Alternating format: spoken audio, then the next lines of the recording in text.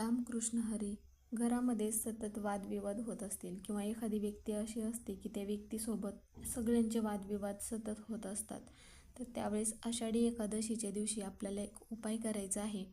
तर काय करायचं आहे, एका वाटीमध्ये पावसाचे पाणी घ्यायचं आहे आणि त्यानंतर ते जे पाणी आहे, जिथे तुमच्या घरातील ज्या व्यक्तीसोबत तुमचे सतत वादविवाद होत असतील, तर ती व्यक्ती जिथे झोपते तिथे ते पाणी मग तुम्ही ठेवायचं आहे. आता बेडरूममध्ये झोपत असेल तर बेडरूममध्ये ठेवू शकता किंवा हॉलमध्ये ठेवलात तरी पण चालेल.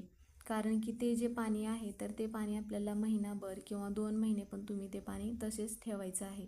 ज्या व्यक्तीसोबत भांडण होत असेल तर ते भांडण दूर होण्यास मदत होईल आणि त्या व्यक्तीसोबत प्रेम वाढेल, एकोपा वाढेल आणि त्या व्यक्तीतील नकारात्मकता दूर होईल. म्हणून आषाढी एकादशीच्या दिवशी हा एक उपाय आवर्जून करायचा आहे. श्री स्वामी समर्थ.